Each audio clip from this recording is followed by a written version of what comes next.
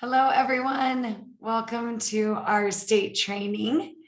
My name is Emily Bell McCormick, and I am the founder and president of the Policy Project. And that is the 501c3 organization that holds Utah Period Project. And we're so glad that you're here. We knew that anyone who was going to sign up for this would be a highly motivated person.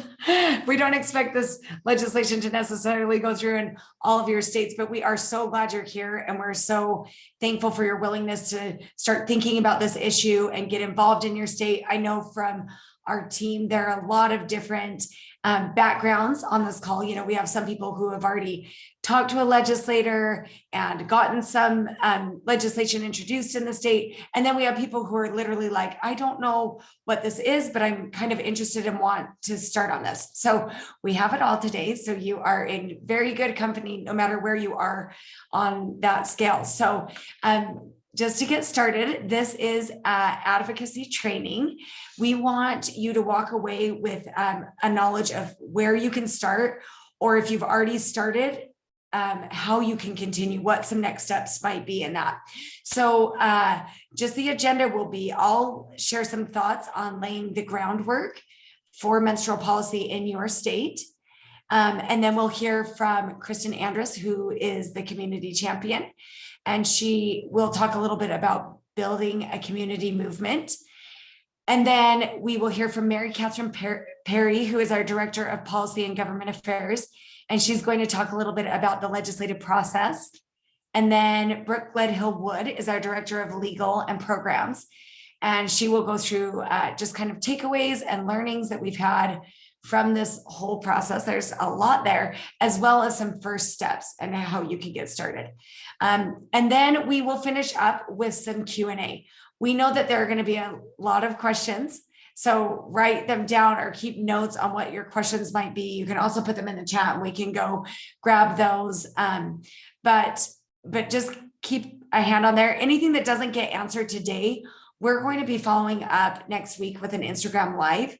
And we'll take whatever questions aren't answered today and make sure that we get to them there. So thank you for joining. And I just wanted to start with just a reminder. You all know this because you've made it onto this call, but you're here for a really important reason. This is what we're doing here is a really, really big deal. It's a big deal to each of our states. It's a big deal to the girls in our state, the menstruators in our state, right? Like the students. So the bill that we most recently worked on was passing a bill for period products in public and charter schools in our state. We'll get into the details of that in a minute, but that's what we're going to address specifically today. This can, of course, be applied to anything within menstrual policy, just meaning like any policy that you'd be interested in implementing that has to do with menstruation, right? So when we talk about this being important work, I think sometimes we think it isn't important because probably, you know, many of us may not have experienced period poverty, which is just the lack of access to period products, right? Hopefully none of us have, but so much of the United States has experienced that at some point.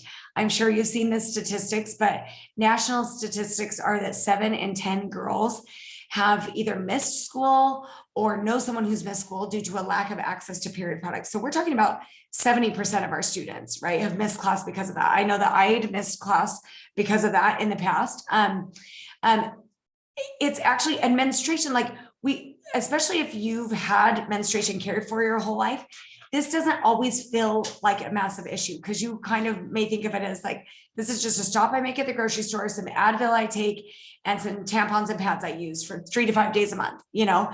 And so you may be minimizing the actual magnitude of menstruation, where in reality, menstruation affects half of the population in the US and throughout the globe, as we know, right? It's legitimately 50% of us are affected by this, right? So if we are, and not affected by it, we experience it. And it's for 3 to 5 days of a month for 40 years in a life cycle. So it is the majority of most people, of half of the population's life is spent experiencing menstruation and other things related to menstruation. So I just want you to keep that in mind as you start thinking about working on this issue in a maybe more significant way than you have in the past. That's the reason this matters, right? It matters because as much as sometimes it gets pigeonholed as a woman's issue, it does obviously affect women, but this is an issue. Anything that affects 50 or that 50% of the population experiences, it impacts 100% of a population. So this is not just a woman's issue, right? This is a workforce issue because we know about half in our state, 40% of women make up the workforce. So most states, though, that's about half, it's 50%. So probably half of the workforce in your state is made up of women. It's also a massive education issue because half of our student body is female, right, and experiencing this. And then it's a huge public health issue. And we talk about this as a public health issue, which is only interesting because it's never been considered that before. And just because we've been so recently, have been experiencing this pandemic, I just want to make a quick comparison for you. About 6 months into the pandemic, well, it was about 8 months into the pandemic when 30% of the population in the US had experienced COVID, we had endless policies in place, right? At a federal level, at a state level, probably your schools had policies in place to care for this public health issue, right? Because it was a public health issue. But the reality is, for, since 1776, the founding of this great nation, women have been experiencing menstruation. And this is a public health issue that has been experienced by half the population for so long that it's actually been forgotten as a public health issue. So we just really want to talk about it in terms that make it so that we're removing barriers to opportunity and really helping people who menstruate, women and girls, be able to have better access to opportunity because this issue is talked about and cared about. And we really need you to be a part of this. We've had a lot of different people in our movement here in Utah. It's never just contained in one state, right? Because our borders are just like lines drawn on a map, but this ideas spread quickly. And there are a lot of people working on this. We're going to talk about some of those people today. But we are here and really, really want to see you succeed, right? Your success means the success of literally millions and millions of girls in our nation. And so it's huge to have your involvement. And I just want you to know that no matter, it doesn't matter if you're coming from the background of a master's in public health or if you're coming from a high school education, we can use you in this movement. We need you in this movement, and your state absolutely needs you. So don't think you're too much or too little for this movement. Everyone who has an inkling to be a part of it is here because they're supposed to be here. So we're gonna go through some different stories. Like I mentioned, there will be 4 of us speaking today, and we really wanted to do this because this is our first state training, and we haven't gotten to know all of you very well yet, other than just there's a big range of people involved, like I mentioned. We really want to do this through storytelling and kind of telling you about our story. And our goal for you is to really try to identify a piece of this story that maybe you can relate to. There's no way you're going to relate to all of it. We understand that this is like a Utah perspective. And we also understand that we are at an advantage, although we've been working on it in the state of Utah for 4 years. We're at an advantage. So we've had 4 years to be working on this and kind of growing. So we would never expect for other movements to look exactly like this. But it is absolutely something that you can grow to, and that every little step will help. So identify some concrete next steps for yourself. We'll suggest some at the end, but in these stories, we're hoping that you can kind of hear something that might apply to you. And then just remember before I start that you need to start small. You really don't have another option, right? Everything starts small. So start small. If it's just you alone, that's okay. If it's you and a couple friends, great. Start where you are, and there is a spot for you in this. The other thing with starting small is we're talking about a state level today because that is the approach that we took. So we took the approach of working with the state legislature. That could be handled a lot of different ways. You could start with a single school. If you have a daughter that attends a junior high school, you could start there. If it's a district, you can start there. If it's a city or a county, people are doing this a lot of different ways, but the ideas will apply to whatever level you feel comfortable starting on. Our focus again was the state. So, okay, I'm going to take you through a few different, I'm starting into my story now, and I'm sure my team is tuning out because I've heard this a million times, but I'm going to take you through just the beginnings and how I became interested in the issue. And some different phases of the work. So starting with what I'm calling phase one, this was just learning that the issue existed, right? So anyone on this call is already there. You've gone through your phase one, you know that this is an issue. When I learned that this existed, it was in the year 2018, so 4 years ago, and I was with a friend from the organization Days for Girls. We had gone to lunch and we were just chatting about some of the work she was doing. She was living in South Africa at the time.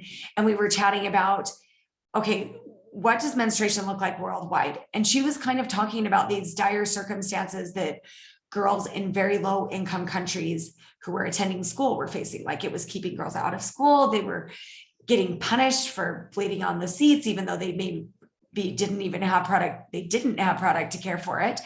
And so that just triggered a thought in my mind, like, okay, this is happening in these low income countries. I live in America, which is a very high income country. I'm sure this isn't a problem here, but I'll take a look. It just triggered something like, I wonder, a curiosity to take a look. Well, as I started looking at the issue in the United States, I realized there were a few organizations like Period, and a woman named Jennifer Weiss-Wolf who'd written a book about period policy. It's a good one if you guys want to get it. It's called Period's Gone Public, and it just gives you background on policy in the United States. And I started looking at these resources and realizing, like, at a federal level, we had done nothing around menstruation and menstrual policy, but we had created policies around other similar things, right? Like we had decided that things considered medically necessary, like that we considered certain men's items medically necessary, and we didn't consider menstrual products medically necessary. So those were things like Rogaine and Viagra, but also things like sunscreen and Band-Aids. Like these things were considered medically necessary, but period products weren't even a part of that equation. They weren't even, they're not in that, they didn't have that classification at the time. So we realized there's like a big hole at the federal level. This hasn't even been talked about, right? Then started drilling into the state of Utah, because that is where am from and where I was living at the time, and realized that nothing had been done here. Actually, somebody had introduced what we call the tampon tax, which was getting rid of the sales tax on period products in our state, but it had never made it out of the legislative committee. They'd introduced the idea of it, but it hadn't made it out. And our legislature at the time was 80% male. And Utah is a very, very conservative, politically conservative state. So we don't take on a lot of social issues when they're framed as social issues. So it had been introduced, but it was getting no traction whatsoever. So on that day, my background is not in policy. I don't have a master's in public health or public policy. I have a background in communication and had been working in, actually had a few apparel companies, and then had been working in strategic communication, but I also have 5 kids, so it was like a busy life, right? And I could see that this issue existed, and I could just feel that pull that you are all likely feeling to become involved. Like, this is something that I should probably take on and learn more about. And so that's how it started for me. I literally just started learning more about it. I got the book. I started chatting more with people in organizations that I knew were addressing this, which there really were not many at the time. And so, but anybody I could kind of get my hands on. And as I kind of approached the legislative process, I started getting this idea that, legislation needs to happen because we legislate around everything. I mean, clearly, if we are legislating around hair growth for men, then absolutely menstruation should be considered, right? So that was kind of like the burning need that I felt in the beginning. And I knew that I didn't have the right background to become involved in this. I knew it. That this isn't what I'd done before. It wasn't what I'd experienced in life. I hadn't worked on policy efforts before. But I decided that I could do one thing, and one thing really well, and that was I knew how to go to lunch with people. So I started making a list of everyone that I could take to lunch. And that was how I started. I started with asking around, like, does anybody know any lobbyists or legislators? Like, I really had no clue how to approach the system.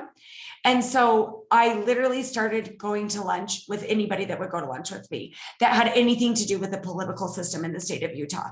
So it started with like a random lobbyist who I haven't talked to in 4 years now. It was literally a truly random lunch. But I just asked, how does the process work? And how do you kind of get a hold of people? Can I just call legislators, or do I need to have a relationship with them first? Like, I don't even know how to develop a relationship with them. And from that, it just gave me a little bit of confidence. And he kind of said, this system is set up for you. And so go ahead and become involved in any way you want to. You can call, you can email, you can do whatever. I started chatting with other friends who just said, I actually have another friend who's a lobbyist. So my initial contacts were actually through lobbyists who kind of helped me feel comfortable with how the system worked. And I continued to go down that road until I finally was able to get some meetings with a few legislators in our state and talk to them about this issue. Now, by the time that I pinpointed a couple legislators who were willing to have meetings with me, I had developed a little bit of a strategy. And when I say at the time, it was literally just me. I was doing this on my own. I'm sure there were other people working on this in other ways. I didn't know them at the time. So by the time I had my first meeting, it was with a man named Representative Svenlove, and he is from a conservative town in Utah and is a male, obviously. And I was really nervous for that meeting.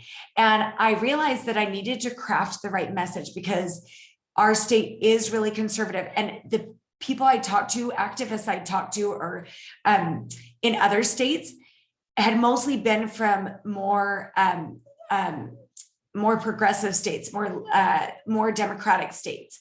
And they'd had a little bit easier time having the message of equity or equality resonate. And that didn't resonate as easily here. So I knew in that moment that I needed to be very aware of my political landscape. If I were living in New York City, I could probably go to the governor and say, hey, this just isn't fair. This is not equitable. This isn't equal. We're excluding women. We're asking we have barriers for girls to be in the classroom that boys don't experience. We're doing nothing to help with it. And that message would probably resonate quite well there. I knew that here it wouldn't resonate as well. So it was about crafting a message that resonated with, for me, a conservative audience, right?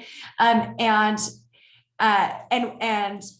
one of those things that I realized in this, that if you are in a conservative state, this could be helpful, is that talking about people's daughters, as opposed to, we have a heavily male legislature still, and talking about daughters resonated better than talking about spouses or peers.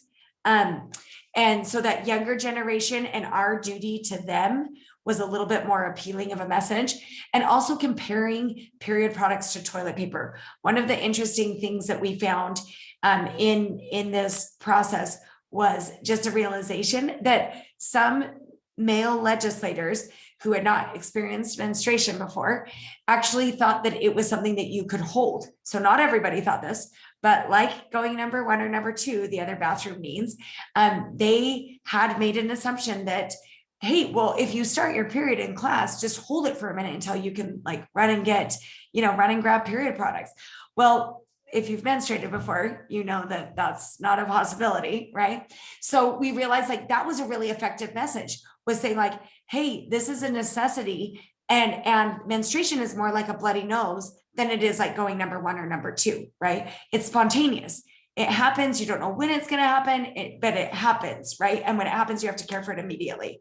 And then the other thing that we realized was just in our messaging that an access to opportunity, and like, we need all girls to be in school. We need them to be able to access the workforce, and those kinds of messages resonated a lot more than the equity or equality argument, which resonates better in other states. So I think like when I went into that first meeting, I just had to know that those were the things I was up against, and make sure that I was presenting it in a way that was understandable in language that he spoke, right? Did this all come from a place of like agitation and some anger that this hadn't been done? For sure. But to present it that way doesn't always get the job done, right? Like, to present it in a way that is understandable and where we offer respect to the other person typically makes it more effective. So at that point in time, in 2019, I started working very seriously on the tampon tax to remove it from, to remove the sales tax from period products, tampons, pads, menstrual cups, period panties, all of these things, to kind of make it a more equal with male products, right? So we worked on that here. It was a big barrier because it hadn't passed for the 4 years prior, but we were able to sneak it into a larger bill, and we got it past the legislature, and that was from making a lot of phone calls. It was a lot of me texting legislators, calling legislators, asking friends if they would, but literally friends. I didn't have and don't have a big social media reach or anything like that. So it was literally just like my friends in my neighborhood, like, hey, if you have a minute, would you mind texting this legislator? And I did find some really good allies in Days for Girls. And so some of their volunteers here helped with that. And so it was literally just texting saying like, can we count on you to support this? And reiterating some of the messages that I talked about before, like, it's like toilet paper, we owe this to our daughters, like those kinds of things. And the tampon tax did pass at the end of 2019, which is super cool for the state of Utah. It only lasted 1 month. At the end of January of 2020, it got turned over. Like, that doesn't ever happen. Usually like it happens that you start legislation and it doesn't pass, but it very rarely does it pass and they get overturned a month later. So it was actually not due to the tampon tax. It was due to another food tax that had been attached in this larger bill. So that's a whole other story. But the point is that you're going to have some very discouraging steps in this, because that's how this goes, right? So we then tried to reintroduce that tampon tax the next year, and it didn't pass, even when we'd had all the support the year before. So at that point in time, I had gotten to know people a little better in the legislature. I understood the system better. They knew who I was then, because literally for them to know who you are, it's just showing up. You don't have to have any special credentials. It's literally showing up and talking to them. And so when it didn't pass that next year, I was so discouraged that I actually went and talked to the legislators that I had developed a relationship with. And when I say a relationship, it's not like we were going to lunch. It was literally like, hey, can you talk to me about this? They expect to have those kinds of relationships. So I went and talked to a couple of the legislators and just said, I'm worried that the tampon tax is not going to pass. And so what can we do to like make this, what can we do? Would you consider putting period products in schools? And at that time, I really thought that they would say no, because period products in schools cost the state a lot more money. It's a lot like higher, it's a lot more effort as far as rollout and getting this instituted. You have to have more public buy-in than you did for the tampon tax, where they could literally push a button and take the tax off, right? But I was surprised to find that they were receptive to that. So I'm going to take that idea and just say to you that this idea is becoming very popular. And so if you're willing to work on getting period products in schools, this is a great place to get started, because states are starting to do it and realizing they're going to be left behind if they don't get on board with this legislative action. You probably have a legislator who's heard about this and is considering doing this right now. So a few things that changed I'm just going to talk for a couple more quick minutes. A few things that changed when we shifted over to period products in school. My tools and the abilities I had did not change. So I knew that I needed to expand on my toolbox. And the way to do that was bringing in more people. There was no way that I could do this by myself. And I knew it because I'd gone through the other process, not by myself. I would never take full credit for that, but in kind of a lonely way, like by myself at a computer, trying to figure out anybody that could help me, and I knew that I'd need a more substantial team for this. So I had to open up and start involving other people. With that comes risk, right? Some people you may invest a lot of time in and they don't stick around. It turns out they just want to bring cookies to the rally or something like that, right? And that's okay. You need them too. But we really needed to grow a team that had more capacity and more knowledge than I had.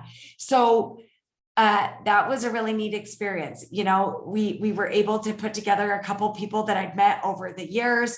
One that was a really old friend who'd gotten involved in a totally different way that you'll hear about. One that was a friend that I'd gotten involved with on some school legislation. And then one was literally just a BYU, a student, law school student who contacted us and just stuck around. So I would just say, be open to involving other people.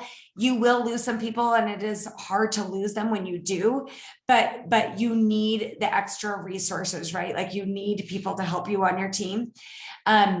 The other thing that I would say was important was, as much as you can, you only have as much bandwidth as you have, but as much as you can, just creating partnerships in the community. Like if there's an elementary school who loves you, let them love you. Let them say, hey, we want period products in our school. If your gym that you go to in the morning is like, oh, we want to be involved, then say, great, can I use your name? Like, oh, Gold's Gym or whatever, whatever gym is involved. If the grocery store does, start looking, just open your eyes to the people around you. Because if you can go in and say any of those places or any of these people, if you have any friends who have influence in the government or anything like that, those are connections that will do a lot to tell a legislator, like, hey, this is a good cause and this is something you should be working on. So think about that. We asked for billboards to be donated, a lot of things that we just asked for. And I think there will be some people that don't like what you're doing. If you're new to this work, get used to it. There are always people, we had people say, oh, this is the government shouldn't be paying for this, right? That's okay. Then let's remove toilet paper from every bathroom too. The government shouldn't be paying for that either then, right? You're going to always have people who don't like you, and just be okay with it. Because that happens to all of us. But I would say generally you're going to find a lot of allies in this work. People know this needs to happen. So you're going to find allies. Use them. The other thing I would just recommend early on is be politically inclusive. So, half of the population experience periods. It doesn't belong to either political party. It belongs to people who've been straight, right? It belongs to women. So we were even in a heavily Republican state where it would benefit us a lot more to just have Republican friends. We wanted the Democrats to be a part of this too. So I just think that it was a beautiful moment to also prove to our country that's so divided right now that this can be an inclusive issue. So I would say be politically inclusive when you look, but you can also be aware of which party is in power in your state, because you are going to need the party in power to help you. So that would probably be your bill sponsor. We'll talk about this in a minute. But also just being inclusive of that. And then just be very considerate about your messaging. We decided pink was our color, pink, because it was feminine and it was proud and it wasn't embarrassed. It was hot pink everywhere. And so we decided to do things that way because we just didn't want to hide anymore. We wanted to make young girls and men and everybody feel comfortable talking about it. And then the last thing I would say is just realize everybody needs, being politically inclusive. Be inclusive of men as well. Give them the permission to talk about this, because whether or not we like it, and the reality is that men still hold much of our power in our country, and we need them. We need them as allies and to be a part of this conversation. So I am going to move along and let Kristin Andrus come and talk to you about being bringing together community. Thank you so much. I'm sure I stirred up a million questions, so write them down and we will get to those in a minute. I think we should just let Emily do this whole thing. That was awesome. So much energy. Hi, guys. How is everybody? Hi. Thanks for being here. This is so fun and so cool to have you guys here, especially when we have all gotten so many messages like, how do I do this? How do I do this? I love that you guys took that step and you're like, I'm actually going to show up and sign up and go on the Zoom and find out what these crazy ladies did, because probably a lot of you guys have seen us on social media. And the other day I got on in my car and we had some, for me, rough meetings because it just felt heavy, and we're working on implementation now, which is such a good problem to have, but I was like, we've made it look like a party the whole time, and it's definitely not. There's so much hard work. There were so many hours around a kitchen table, where things didn't go right, where we had to pivot. And so obviously on social media, and when we're talking about things, we're going to always highlight the positive, but I do want to remind you that especially Emily shows like how much blood, no pun intended, sweat and tears, definitely sweat and tears. And for us, it's been cool because we had tears of frustration for sure, but then like so many tears of happiness and gratitude, just stories that we'll never forget, which is really cool. I want to write one thing down that I forgot before I get started. Okay. So I am talking about creating a movement. And I actually looked up the word movement, and it means change or development. And so I think that's really good for what we're talking about here, because really what you're trying to do is create change, and it's going to look different for all of you guys. And when I got started, I'm going to kind of share how I got into this. It was a change. It wasn't even this. Like how I got into this movement is totally a different way than how I'm doing it with Emily now. And I've still held on to how I got started. And it's also development. And so I want you guys to think about this. It's truly like one step in front of another, and a little bit of change is incredible. Developing, constantly changing, even just a little bit better every day, whether that's in your town, your city, or your state, it makes such an impact. So I got started. I have been friends and neighbors with Emily for a long time. Seems like a very long time. She had twins-ish. I had twins. We were both kind of wrangling them and in the depths of like motherhood, and we're both extroverts. And so I knew she always had stuff going on, and I was slightly paying attention. I knew it had something to do with tampons and a tampon tax. I remember I was out of town for her rally. And so one day I ended up at a middle school in Murray, Utah, which is I actually was there for a completely different reason. I sponsor some schools for weekend bags and things like that. And I show up on holidays to try to help. And so I ended up forming relationships, which is in the end what this will all be about. It all circles around and always comes back to the relationships made. And I still hail to glory this social worker who really, I say, like, changed my life in this movement, because she alerted me, we're doing, turkeys and stuffing and all that kind of stuff. And she said, what I really need for my students are pads and tampons. And it was this like ding, it's one of those like touch, like you have to have 7 touches to finally understand a concept. I felt like that was this is your time. Like, this is your turn to take this on. And I'm like, really? She's like, yes, there's 2 teachers in our entire school and every girl goes to them. And I thought, okay, I've like harassed my people online to be donating for Christmas and Thanksgiving. So give me the month of January off.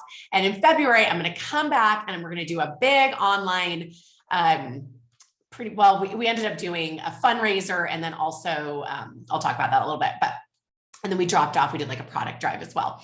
And so then I remember calling Emily, and I remember writing notes. I'm like, so is this really a thing? Because I knew she was dealing with tax, not like actual product. And she's like, oh yeah. And so she sent me articles and all the work she had done, and it registered for the first time. And so I think that's what's cool too, is sometimes things don't really, it takes a little bit of time for it to really resonate. And it absolutely resonated with me. And it was one of those things that now that I knew better, I had to do better. Like I knew that there was no way that I was going to hear that, especially in a school that I really, really cared about. And I knew my good friend Emily was working on this and not do anything about it. So when I look at philanthropy and charity work and my kids and my friends and whatever it is, there's a quote that always comes back to me, and it's, nothing is interesting unless it's personal. Nothing is interesting unless it's personal. This cause is that. Like this cause strikes you because it's personal. Like every single woman, we have daughters, or we may not have daughters, but we know what it's like. I've picked my kids up because it's personal. Like I know what that is like. And so when a cause becomes personal, I always say, then you get your hands dirty and your heart broken. And that's really what I did. I coined it Sister Goods. It's not a nonprofit. I decided not to do a nonprofit. It's just something that I've done on my own. And so we raised over $30,000, you guys, $5 at a time. Now I do have a big social media platform, so that helped for sure. But what we did and what helped create this movement is we brought to light an issue that no one knew about. We know about poverty. We know about homelessness. We know about all of these problems and issues in our world. But this is one, when you are coming and starting a movement in your home, city, state, it's often been overlooked, as Emily said, and it's definitely not being talked about. It's starting to be talked about, but you guys can really start that wave and start making it personal in your life and then the lives around you. So we went online, raised a ton of money. And what I love about it is I made the quote mistake of literally calling 20 of my friends and being like, I have $60,000 worth of pads and tampons in my garage. Will you help me drive them around our state and drop them off at schools? But we did just that. And even though it was it made no sense, we were able to walk into 50, 100 schools and hear the stories, ask, is anybody doing this? What are you doing for period products? Like the tears, the stories, my girlfriends, our friend Jane Clayton, who's running our student ambassador program, her first moment with this was walking into a school and then saying, what else do you need? We need more of this. No one's ever so they walk away with stories. And so I'm helping make it personal for my friends and those around me that want to pitch in and drop some product off to a school. So I realized that was not doable at all. My husband laughs at me. He's like, Kristin, are we just going to keep doing these Costco runs? This is not scalable. What are you doing? But I love it because I have 100 stories from doing that. I made the mistake of thinking small, and in the end, it touched my heart. I got my hands dirty. I got my heart broken, and I met so many amazing women and people out in schools, and I understood the true need, right? It's easy. I always say, when you're writing checks in philanthropy, you're like, here's $5 on a Venmo. That doesn't break your heart. That's not personal. But when you can go out and actually get your hands dirty, get your hands involved, and then involve others, which if I can do something great, if I can get 10 other people like me to do it, that is where the magic happens. And the magic is when you share this message and you shout it from the rooftops and you ask other people, hey, I need your help. Some are going to care about it and some are going to not. But I think that was really impactful. So then I was doing this and it was becoming my thing. And I was more about product, based, definitely not policy. I've always told Emily and I had actually had conversations where I was like, I will not do policy. I will never end up on Capitol Hill like you. I love that you're doing that, but that is not me. So then I partnered with the food bank because it was not scalable and I couldn't do it. So then I found a partner who already had, they had everything that I needed, which they could buy it for really great pricing, way better than Costco or Walmart. They could get it out to the 226 pantries that they have. It was such a great partnership. Once again, adding to my team of people and my village that started to care about this. The food bank, who has their claws in every single place in need in Utah, now knew about period poverty for the first time. When I reached out to them, they had no clue. They had never asked. And we do we do a lot of hygiene products with our food bank. And so once again, it was like this wave, this movement of now the food bank is behind this. My friends are behind this. So we start talking about it. And then I think, okay, I actually now have to start raising some money with the food bank because they are not doing that. They're asking for tuna and canned goods and all of their drives, but no one is asking for period products. So I'm like, Emily, I need you to come out with me and we're going to just go and have a bunch of lunches. For anybody that cares about this, social media is obviously a great place to start talking about it. And then I started having friends. I'll host a lunch. I'll host a lunch. I had a big donor lunch that was really, really important, where I've reached out to women that I knew and I kind of didn't know, who I knew might be able to write some checks that could really make a dent in buying product for the food bank. And then a lot of lunches where nobody donated. We maybe got $5, $10, $15, on Venmo, which was just as impactful. Once again, you're building that team, you're building that movement. So we had this going around, and Emily kind of came in with the statistics and the problem and the issue. And then one of the solutions that I was coming up with was through the food bank. So when I said we kind of had a dog and pony show, like we just went out and you guys, we just said yes. We came from a place of yes, always. Lunch down in Provo, yes. Lunch in Orem, yes. Like we will just come and do this, especially if women are going to, provide the lunch or whatever. And we did some of our own as well. So we never said no. We always showed up. We brought our posters. Like it was funny now that I look back at it, but it was awesome because we had no clue. Maybe Emily did. I did not. Like I had no clue we were on the precept up. And you know what? Even if it didn't, it's still so cool that we did that. We'd probably still be doing that. So then she comes to me and says, I need you to come up. You've been trailing me around the state. I'm going to now use you. I want you to come up to Capitol Hill with me and we're going to have some meetings. And so I was like, okay, like I really didn't know much of what I was doing. So I go up to her. And when we talk about policy, I've always said that I am the dumbest person in the room, in the table for sure. Like I have no idea what I'm doing, making it up. I honestly still find it like brain numbing working on that. But where true change happens is with policy. Like it is the only way. The food bank is an awesome immediate solution. And we absolutely need that. Like girls need weekend kits when they go home and the food bank needs this. But we need a more permanent solution, which is what Emily is so good at. And I find daunting, but she makes it accessible and easy. So we go up there and we laugh because our meetings were amazing. Now I will say in Utah, it's like a small town kind of, and we do have connections and, Jeremy knew the Speaker of the House. So we always were using those networking, networks that we already had set up. We came in with a private-public partnership, which was really, really exciting to the legislature. And by the way, you don't have to have someone on your team that's going to be doing that. My original idea was to fundraise for the public-private partnership. But we started having meetings and the rest is history. And Mary Catherine will actually go through that next. But it mattered to me. It was personal. I had made it personal before that first meeting with the Speaker of the House. Like I was all in no matter what they said or what they did. So that was really cool. And I think making it personal, like I always say, I'm not going to go save the whales because I don't care about whales. Like I'm not going to come back. It's not sticky. It's not something I care about. So finding something that's so important to you and your kids. The other thing that made this really personal is I brought my kids to as many things as I could. I wanted them, like when we talk about service and doing things in our family, it's for me for sure, but it's so much about my kids. And so bringing my kids with me was uber important on a personal level. So as much as you can drag them along, they end up actually enjoying it, learning so much incredible stuff. And even just watching their mom, like, look at their mom. This is so cool. Okay. Social media is obviously an incredible resource. And especially as you're building a team around you and doing this, I look at like the groundwork that Emily laid and then the pieces that we were able to bring to the table. And one of mine was social media.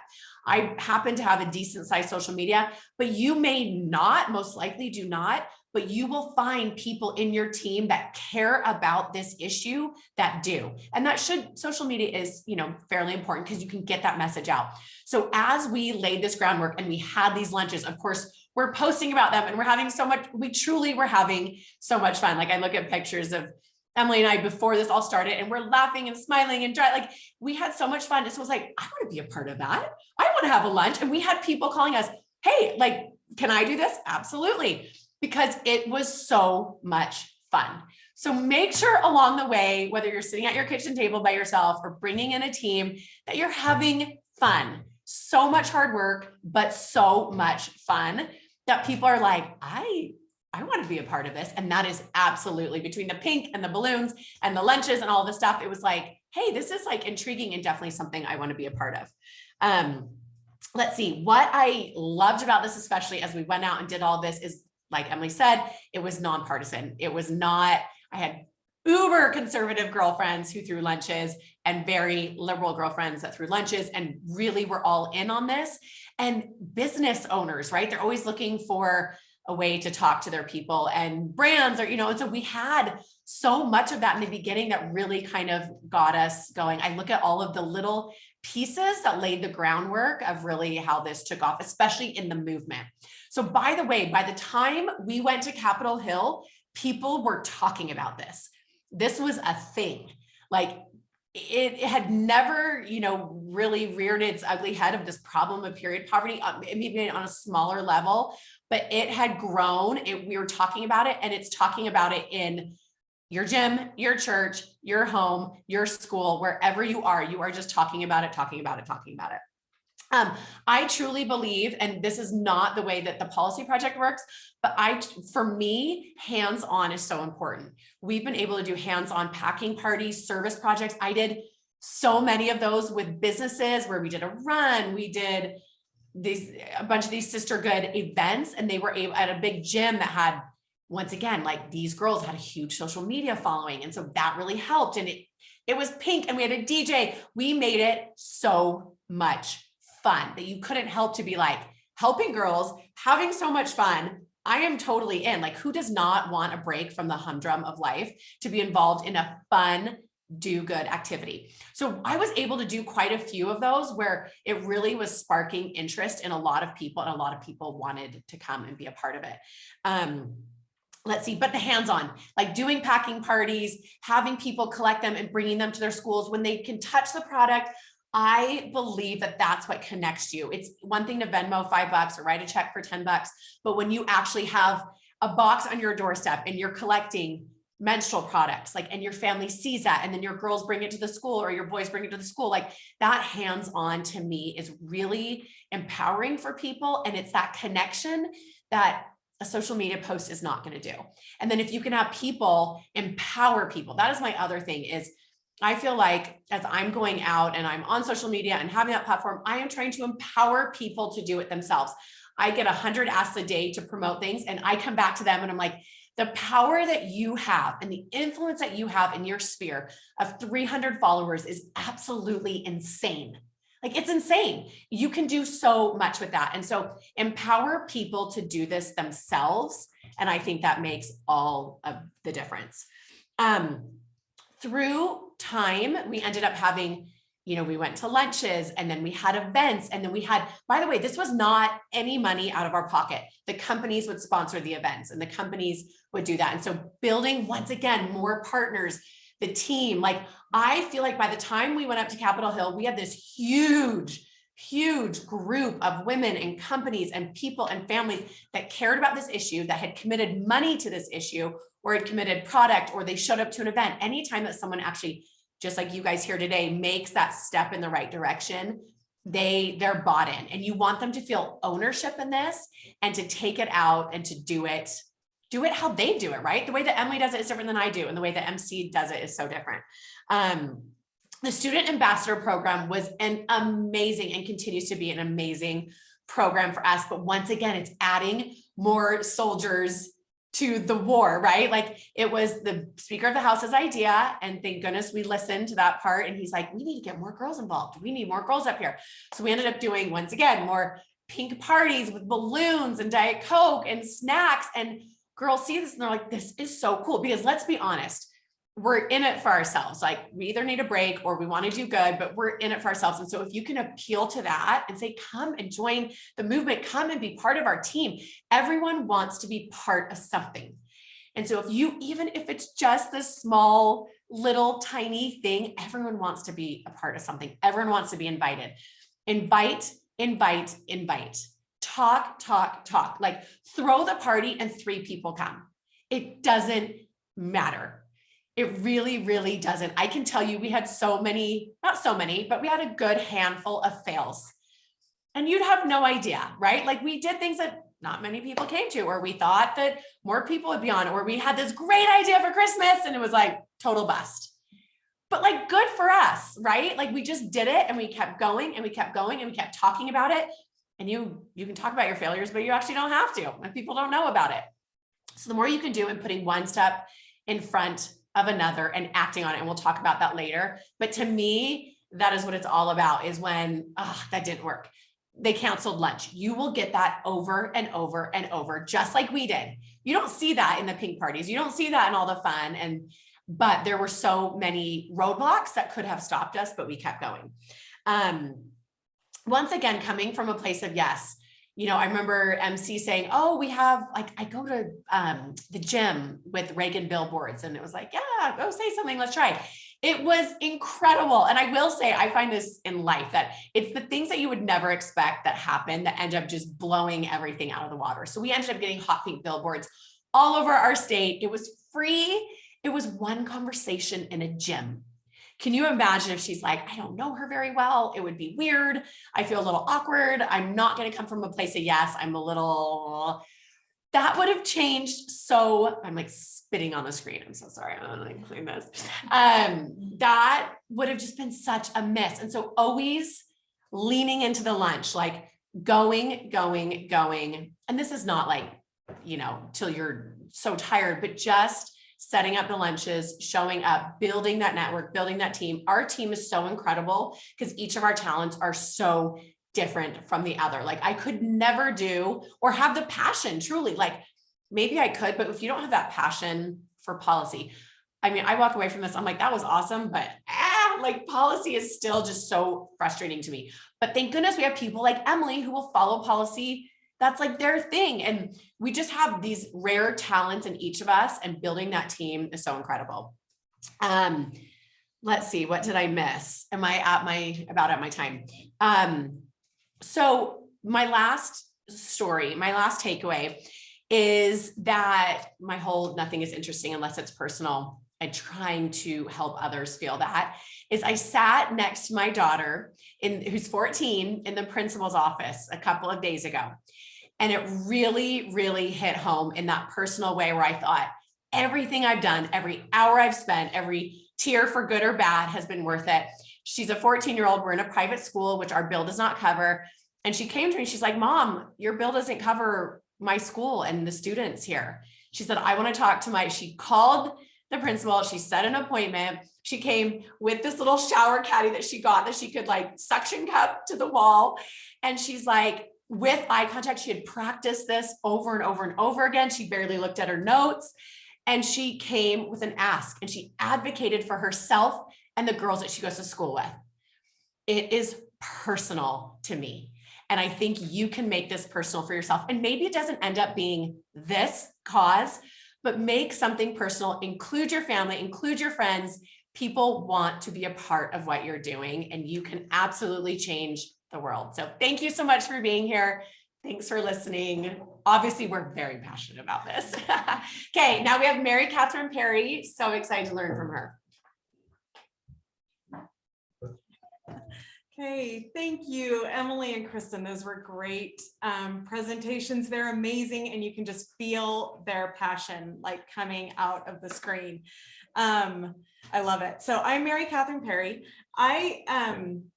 We talk about how this kind of all started and how we got to this point. And we have, we've talked about all of these different interests and skill sets, and we come from very different areas, but we all intersected over periods, which is kind of cool.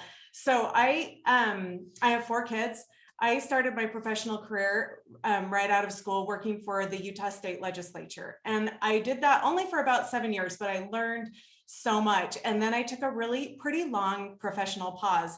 And I never really thought, gosh, am I going to get back into that? It took so much time. It was really, really time consuming and difficult to do part-time.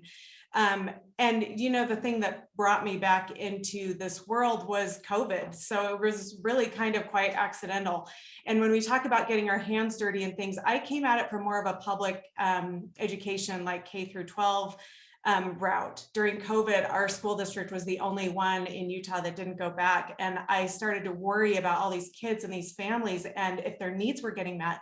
And so I actually started going to, the only thing that kids really could do at our schools was pick up a lunch in the drive-through. So they got their free lunch if they needed to. And I started going to those schools. I'd go to Title I schools, I'd go to high schools, I'd hand out masks, I'd talk to them. Are your needs being met? Are you doing okay? And I found out that there were so many needs that weren't being met simply because school wasn't in session for them. And so I started kind of pulling out those legislative relationships again. I started kind of talking to legislators.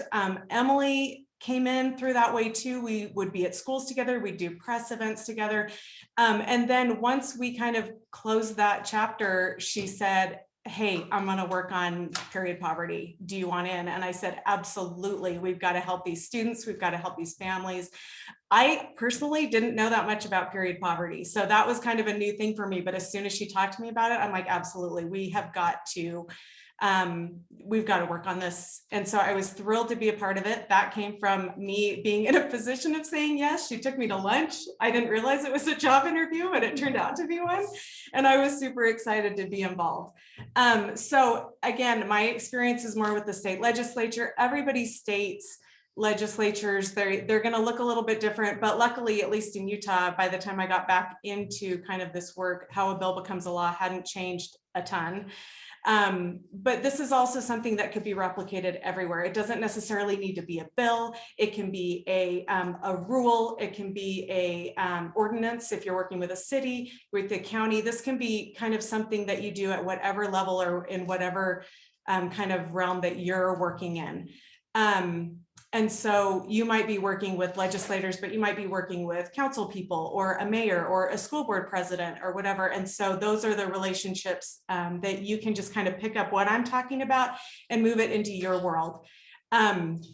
So as Emily talked about this, when you have an idea, you have a legislator, you have an elected policymaker of some kind that represents you. It's their job to represent their constituents. So if you have an idea, I want to offer period products at our school. I want to offer them at our district. I want to offer them in the city, county, or at the state level. Their job is to take your ideas and put them into action. And so it's your first step is to make a connection with a policymaker or somebody who can advocate for you, who understands what you're talking about, who gets the need. And I have to say right now, we keep saying, if Utah can do this in the conservative state that we live in, many other areas ought to be able to do this right now too. And we talk about some of these issues too, kind of being lightning in a bottle. Like this right now is a really exciting thing to be a part of. And you can like kind of catch this momentum, grab onto it, move it forward. We've got, a lot of kind of this movement is kind of sweeping across the country right now. And so we want to help you be able to take that momentum with you and use it where you are. So first of all, we found a bill sponsor and talked to them about our idea. We did have some meetings with legislative leadership, with the speaker and the president, just to kind of take the temperature, see how they felt about it. Is this something that was even going to be on the table for discussion? And when we sensed that they were going to be open to that, then we got a bill sponsor. Now, I'm going to have Brooke pull up the bill that we had. And this is what our bill did. It was kind of funny because it's such a big impact bill. We even had people on our team who were like, I expected, like a really thick, like multiple pages, a really big comprehensive thing. But our bill was really only Like you'll see about 2 pages long, a little bit more than that. And here's what the bill does. You'll see it's called Period Products in School. It's House Bill 162. In Utah, we have a House and a Senate, and this bill started in the House, but ultimately it has to go through both the House and the Senate. So basically it just says that every elementary, middle, and high school in Utah, there's a section for public schools and a section for charter schools. We have both kinds. In Utah, that they have to provide free period products in their restrooms. So the bill said in the girls' restrooms and in the unisex restrooms, and that they, need to do that by a certain date. And so that was it. That was the bill. It's really short, but huge, huge impact. And so that was how the bill was introduced. And I'm going to talk to you just a little bit about how that went through the process. A few changes that we made, but this was our initial thing. Now, again, our legislature has staff, and so we didn't have to write this. We had the idea, the sponsor took it to their staff and said, we need to draft a bill. So they have staff that's familiar with how Utah code is written. They wrote this out. And this is actually the office that did this, is the office that I used to work with, Legislative Research and General Counsel. So I knew how this process was going to go. We were going to see a draft. The sponsor was likely going to talk to us about how we felt about it. Did this meet our needs? Was this comprehensive enough? And it was good for where we wanted to start. So it was perfect. And again, ours was pretty straightforward. It was pretty narrow. I know you need to kind of see what the tolerance in your particular area is. Some might be, be tolerant for a broader change. This was what Utah was ready and willing to approach, was our K through 12 schools. So I just have 3 things that I felt like as we went through this legislative process. First of all, to be curious, to be strategic, and then to be consistent. So first of all, to be curious, we had a lot to learn. Even with all of my experience, we still needed to learn about how funding was going to work, how to create a process that would actually be something we could implement.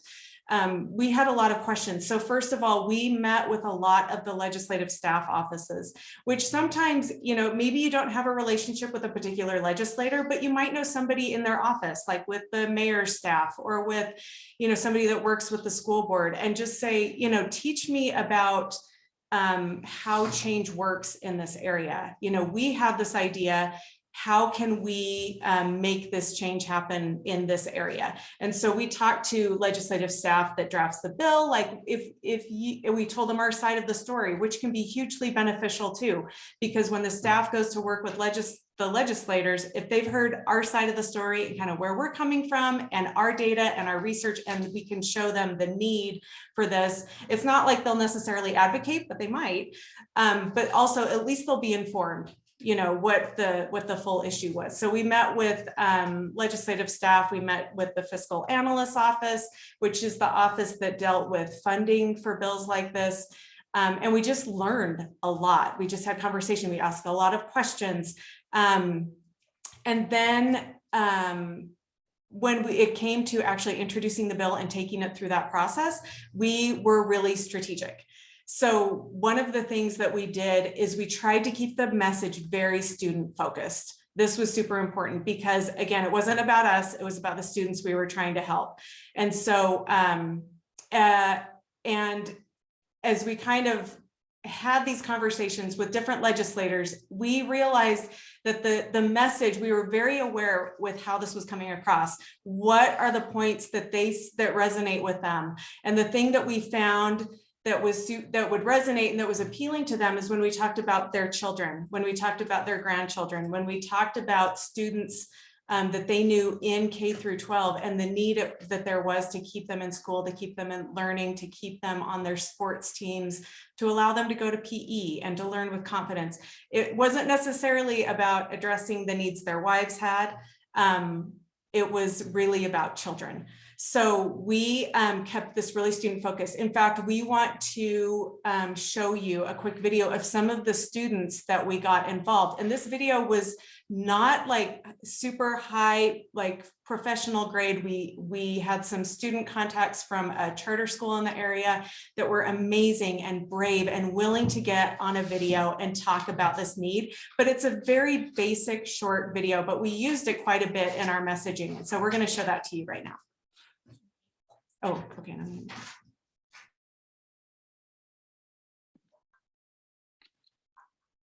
Is it showing up?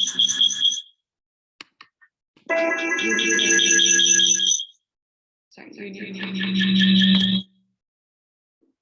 Good.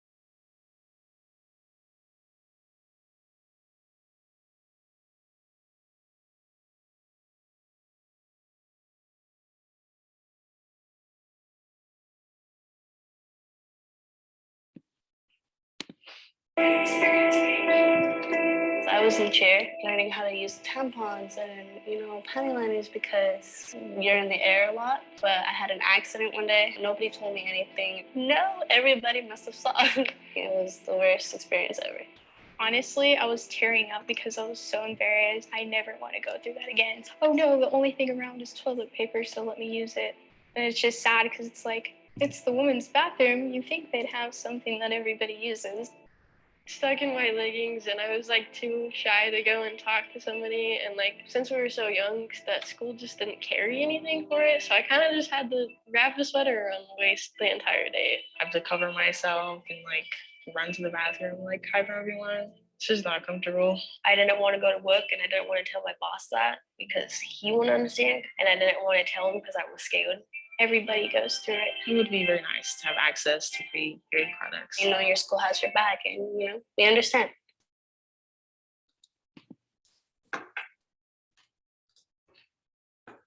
Okay, thanks. Thanks, Brooke, for pulling that up.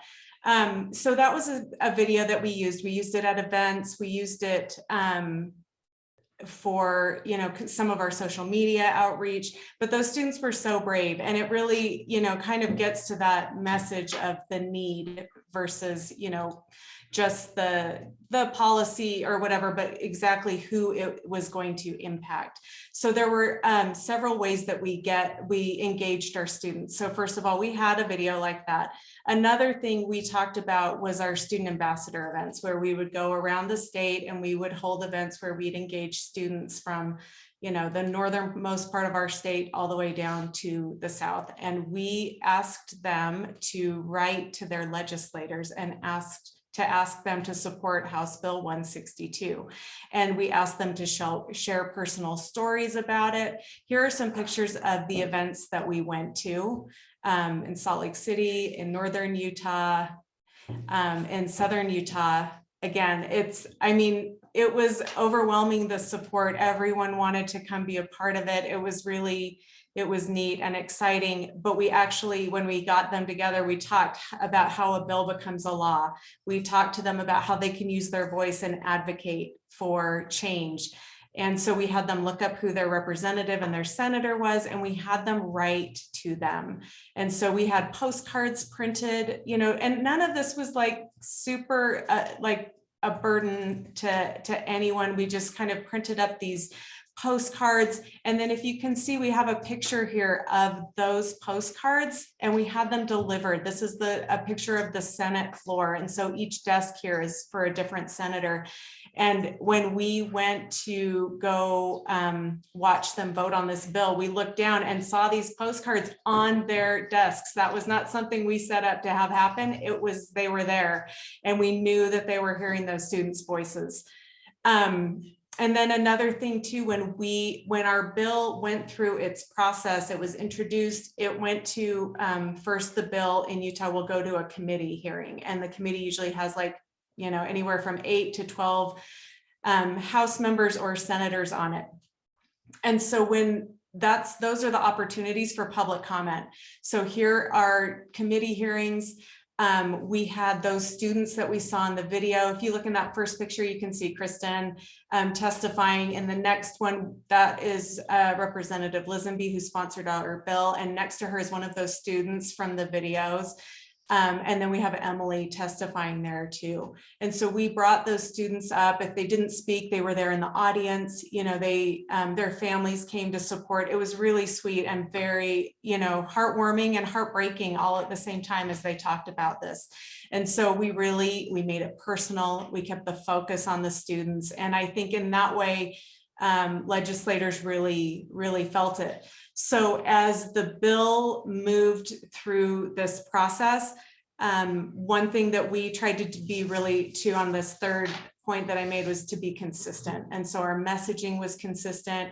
We weren't gimmicky, but we did wear hot pink a lot. When we were on the Hill and somebody saw a hot pink shirt, they typically knew it was the Utah Period Project on the Hill. And in fact, it became like, it was really fun. Here we are in the Senate chambers, where they recognized our work and had us stand and gave us like a personal standing ovation. It was really an incredible moment for all of us. There we are, we've got some hot pink going on there. It was a really neat thing. And it was neat to walk up onto the Hill when we were making deliveries or just talking to people, and people would say, oh, you're with the Utah Period Project. That is awesome. And they would recognize us with that consistency.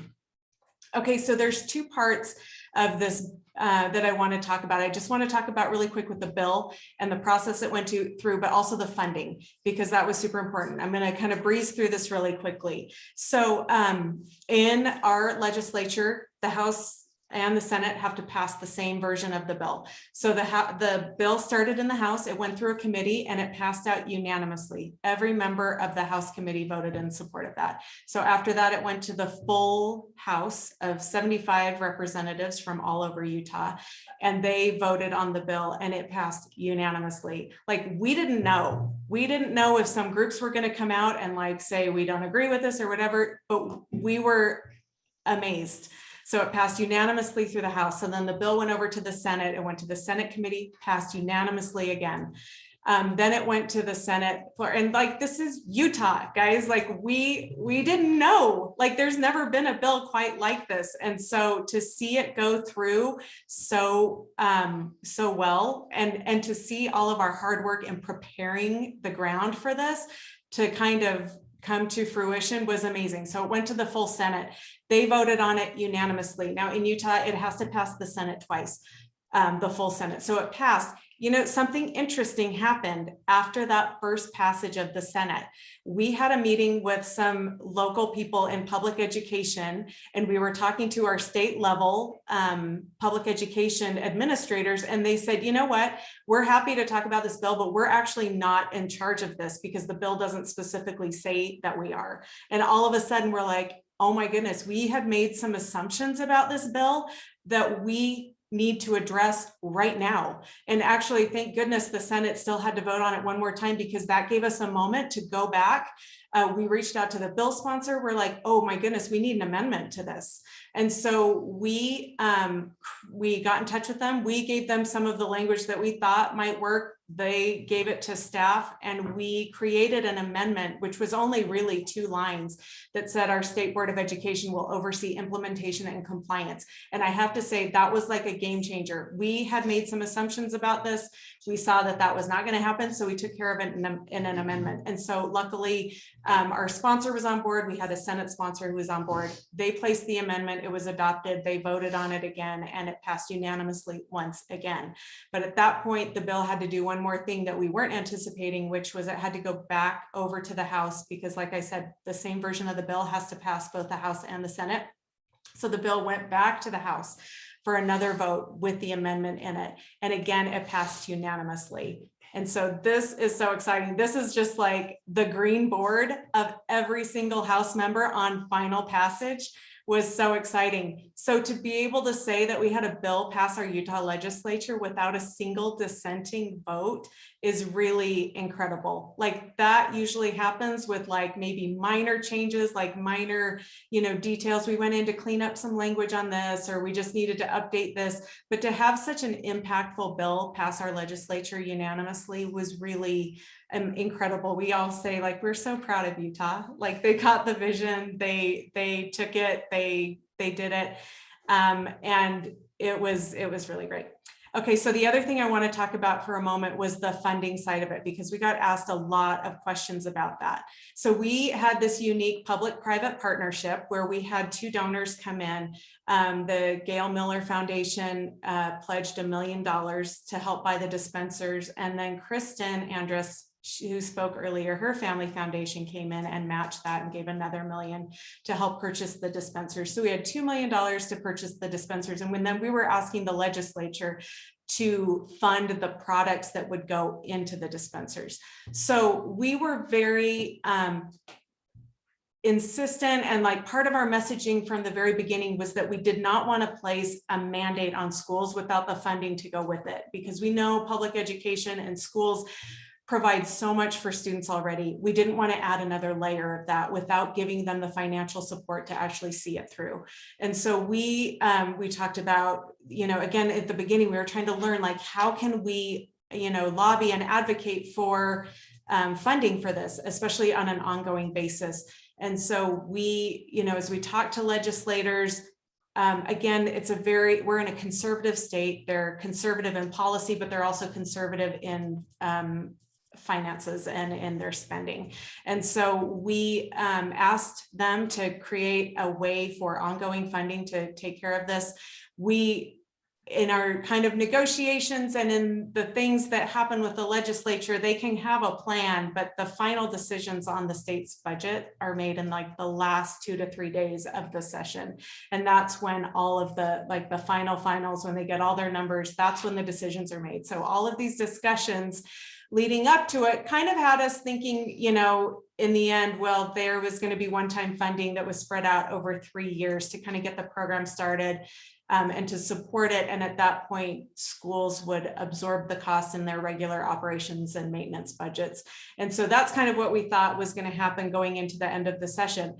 We were actually surprised the last, couple of days of the session when they put out their budget. They gave this program 1 year funding of one-time money. So $2.4 million. About $600,000 to install the machines and about $1.7 million to buy all the products that would go into the dispensers.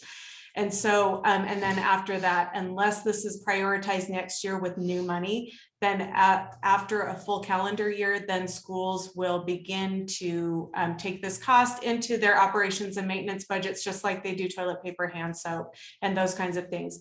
Now, if it does become financially a burden and our state superintendent is saying, this is something that we need more money for, absolutely, we're going to be there advocating for that, because we want this to be successful. We don't want to have dispensers on the wall with no products in them, because the schools can't pay for those, and we don't want them to have to make difficult choices. Hopefully this will be something that can be a priority to them, and we have every assurance that it will be. The State Board of Education voted to support the bill. The state, all of the superintendents throughout the state voted to support this idea.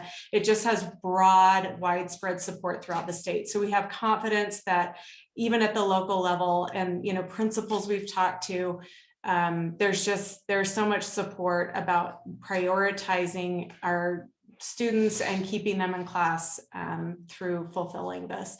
So, again, some of this went the way we hoped it would. There were some things where we had to kind of like back up and say, all right, let's let's regroup and kind of figure out how we can change. But we were flexible, we were nimble. When legislators said, no, we've got to do this a different way, you know, we pushed back where we could, but we also had to negotiate and kind of work through some of those things and come to understandings about that as well.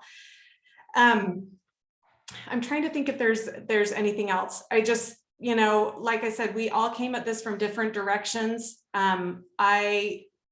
I didn't ever foresee this in my future. It kind of came about by accident, by saying yes, by getting involved where I saw a different need. And then all of a sudden here we were. And I was so glad to be able to use those relationships and those skills that I developed early on. But again, the relationships can be developed everywhere and anywhere. I've developed relationships through, you know, COVID and through just my lifetime of volunteering that have come to be very beneficial in this. So really, you can learn, you can reach out, you can connect. And I was just so grateful to have intersected with all these amazing women on this need, and that we were able to address it. I think I'm about ready to wrap up. I think we'll do some Q&A at the end, but I'm going to turn the time now to Brooke Gledhill Wood, and she's going to take us through wrap it up. So thanks. Okay, thank you, MC.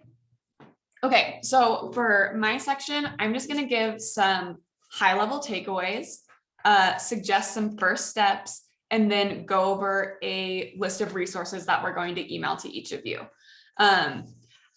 First, I'll just say my name is Brooke. I'm a third-year law student. How I got involved in this is I saw a post on the Policy Project Instagram, which I don't even know how I saw that post because I had never heard of them and I didn't follow them. It just somehow showed up on my feed about Emily talking about menstrual equity legislation, and I DM'd her because I said, hi, I'm president of the Women in Law group at my law school. This seems like an issue that we would love to get involved in. So let me know if there's any way we can help. And she was like, you know, we're actually having a meeting next week to talk about this bill that we want to put period products in schools. Would you want to come? And so I came, not really expecting much. And here we are 6 months later. It has been a lot of blood, sweat, and tears, and a lot of exciting moments. But it's been great to work on this project. I bring some legal knowledge in my baby lawyer status as a student.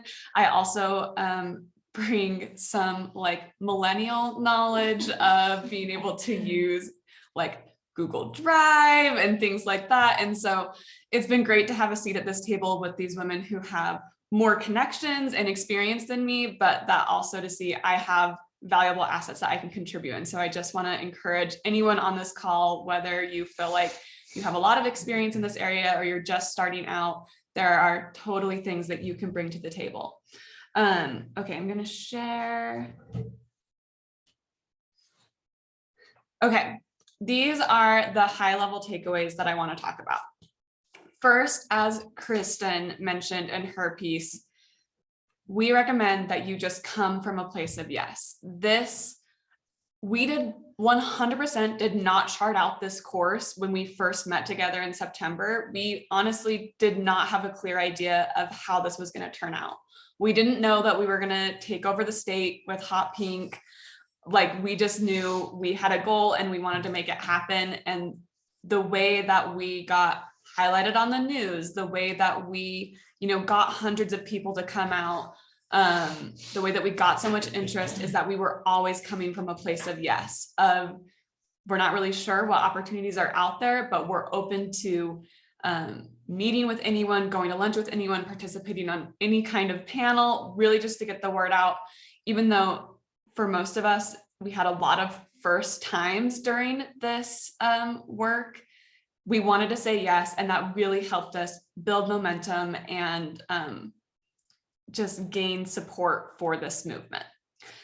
So even if you're nervous, even if you're not sure where to start, come from a place of yes. Second, this is really something that Emily focused on, but make it a team effort. Not one of us on our own could have been as successful as we were as a group, because we had just so many different talents and skills and resources together that we would not have had individually. And so you may have something, you know, you obviously have an interest in this cause. If you're on this call, you might have some connections, or maybe you feel like you have no connections, and maybe you feel like, I don't know how to do social media, or you know, maybe you have a connection with your school board, but you don't know anything about, you know, researching legislation. Just know that you do not have to do this on your own. It has been our experience that there are so many people who are excited and passionate about this cause. And as you just start taking steps forward, those people will find you, and those people will have skills that you can utilize. And, you know, you can just like brainstorm of, you know, who can I reach out to that I think can help me with this project, which kind of goes into my third point, to maximize your resources. We've really been giving the Utah, we just wanted to tell our story of what worked for us here. We know that this will not look the exact same in every state, and that's great. Like, that's why we have state legislatures, is because every state has a different culture and a different thing that's going to work for you. Look at what you have available to you, whether it's your connections, whether it's your social media following, whether it's your attitude, whether you know about graphic design, whether you know how to write an op-ed, whether you know, are great at going to lunches like Emily. Whatever your resources are and whatever your connections are, maximize those. Like we said, MC happened to know someone who has a bunch of billboards throughout Utah, and that ended up making a huge impact because they were willing to donate that. That's not a resource that everyone has, but it's something that we thought we might as well try, and it ended up being like a huge gain. So just whatever your resources are, make the most of them. They're not going to be identical to ours, but whatever you have, you can really make it go a long way. And finally, the tone, making this like a positive and empowering movement will gain, I guess, just so many supporters who are wanting to get on board. There is a way that we could do this, obviously, from a place of like righteous anger, which sometimes we have that as well. But I think making this a positive, empowering movement about this is removing barriers so students can stay in school and succeed really took us a long way, and getting us through doors and into conversations that we might not have been invited to if we had taken like a different tone from the beginning. Okay, and so now maybe I know some of you on this call have already taken first steps, and you're already somewhere along in this process. If this is your really first time that you're thinking in depth about how can I get period products into schools in my state or in my community, in my city, however you're going to approach this, these are our first steps that we recommend. Number one, become the expert. 6 months ago, I could not have given you even a basic definition of period poverty. I was a complete novice. Now I feel confident that like I am like one of the foremost experts in period poverty in our state, which is crazy to say, but like this is kind of a niche area, and you can become the expert really quickly because just not a lot of people know about it. We're going to share some resources with you of, you know, research studies and surveys and national organizations that you can use to become an expert on the movement of period poverty and the data behind that. And that's just, you know, reading through. It's a really easy first step just to learn the research and data. Second, we recommend that you make a list of your resources, connections, and skills. Hello? Yeah. Okay. Hi, Melinda. Sorry, that was maybe not for us. Okay. So just take a second to write it down. You know, write down, is there a local influencer in my community that I feel like might want to get on board or could maybe share information about this? Do I have a connection with an event space that would maybe donate their space that I could host a lunch? Do I know anyone on my school board? Do I know anyone on my city council? Do I know my local representative? Write down your resources, your connections, your skills. You know, I'm great at sending emails. I'm great at a spreadsheet. I can track things really well. Make a list of all of the things you have available to you. And that's a great starting point, because then you can go through and say, okay, what can I do with this resource? I have someone who can donate an event space. All right, looks like I'm going to throw a lunch. I'm going to throw in a seminar or something. Just going through and making a list of what you have available is a great place to start. And then it can snowball from there as more people join your cause and donate their resources and connections and skills.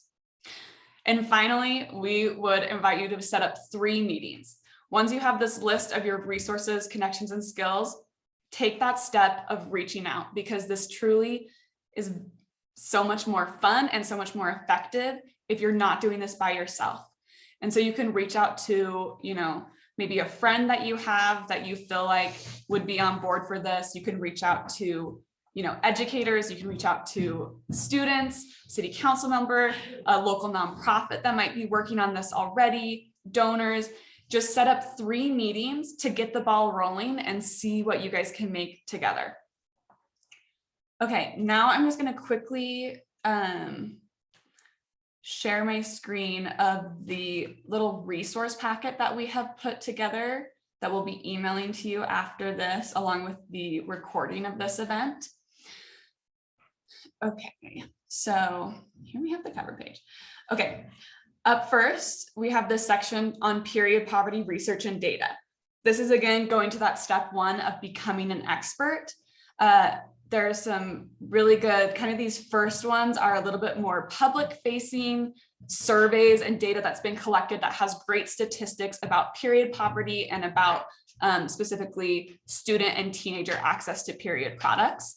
And then these ones at the end are more research, technical research studies about, you know, the impact of period poverty in the United States. We also have this list of national organizations that have resources available for you to use. And also some of these organizations might already have a chapter or members in your area that you could reach out to partner with or collaborate, or maybe they have already taken some steps and you can join that movement if you're nervous about starting something on your own, and you can kind of pool your resources together with them.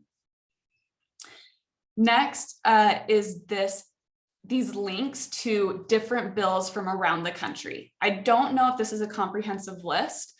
This was pretty comprehensive as of December, but I know a lot of states have tried to introduce legislation since then.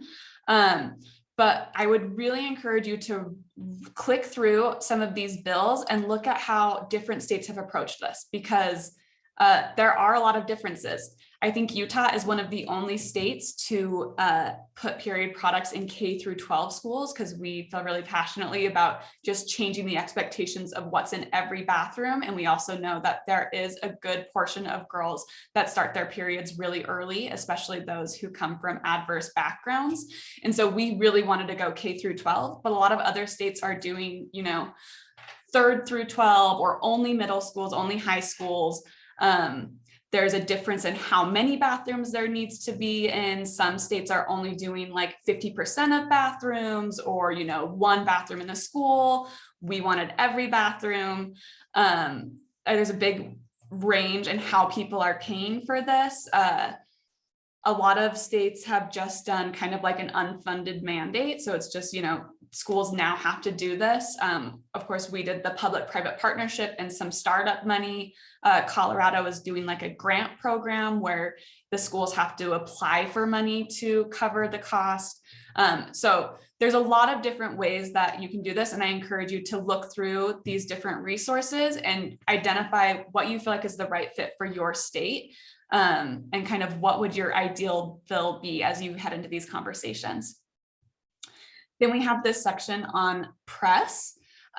This is something I didn't know. Emily has a background in communications, and so she was really helpful in this area.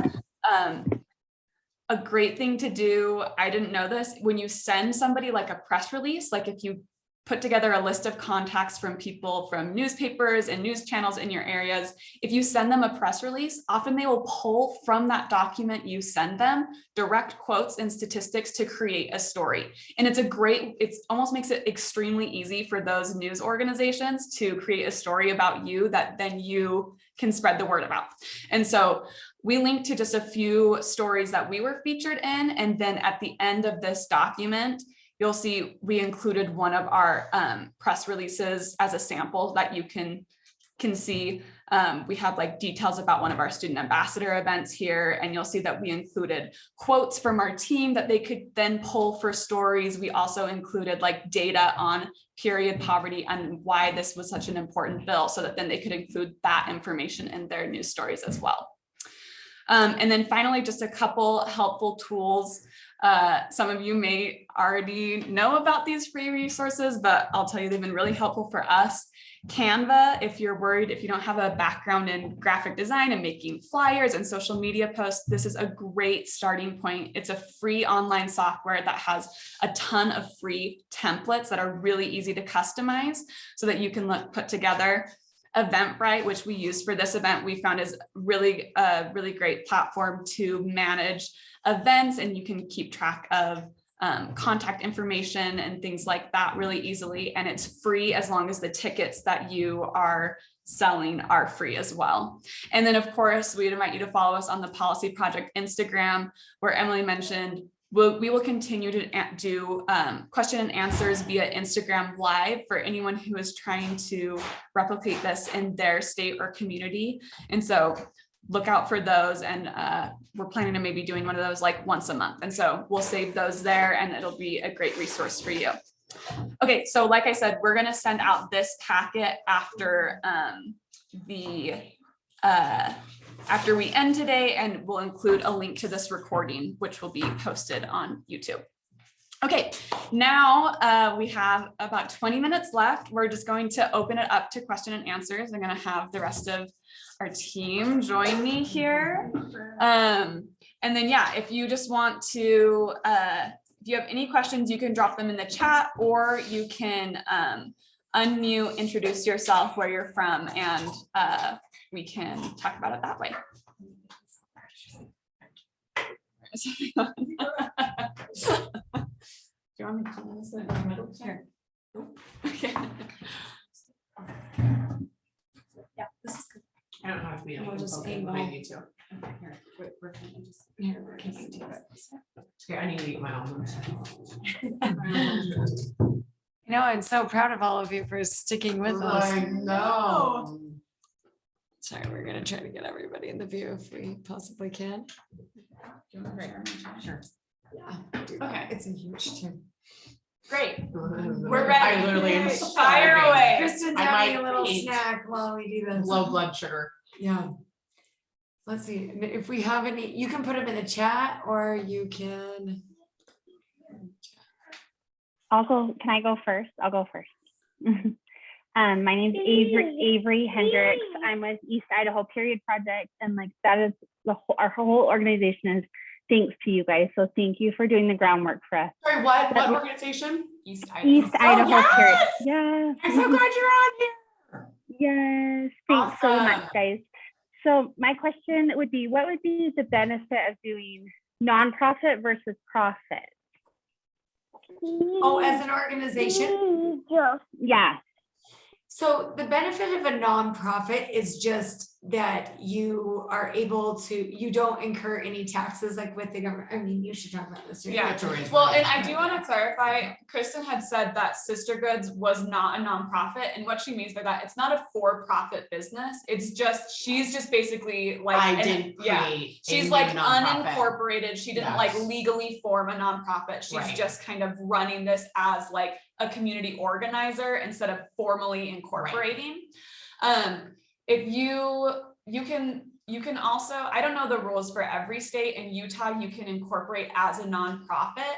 I think that might exist in other states as well, but we in addition have applied for 501c3 status because this is something that we're going to be doing for many years to come in the future, and addressing period poverty in a lot of ways and also taking on other policies. So I think it just depends how long-term you envision your organization running. If it's really just, okay, for this year, we're going to do a full court press and try and get a bill to put period products in schools passed, then it might not be worth it to like formally organize, because it just is some red tape, and especially becoming a 501c3 actually takes like close to a year. So I think this is great to just start as an organization and see, you know, get your feet wet and see how you feel like this is going to continue in the future. And if it's something that you want to dedicate a lot of time to, then I would advise talking to a nonprofit attorney. But yeah, I think you can definitely do this without any kind of like formal incorporation or like 501c3 status, and you'll be fine. Yeah, when I was working on the tampon tax, I just was kind of doing it as like an active community member and had not organized. And so you could do it that way. If I think one of the things that might push you over the edge, if there was somebody that was like, hey, I love what you're doing, I'd love to help you by giving money, you know, and doing a donation, that might be something that would make you, or if you were looking to kind of grow it that way or hire employees or something, then you'd for sure want to look at doing that. Good question. Thank you. So thank you. Yeah.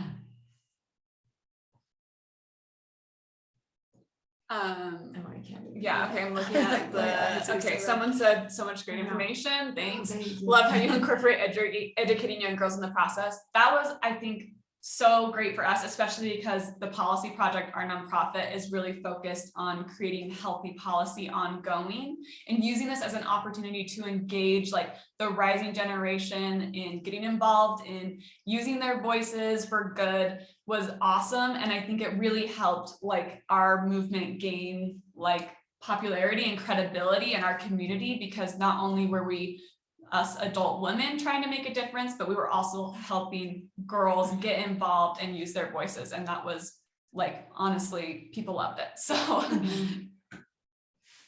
okay, next question. Who's confident, period. I love that. Actually, can you speak a little more about how you started the Student Ambassador Program?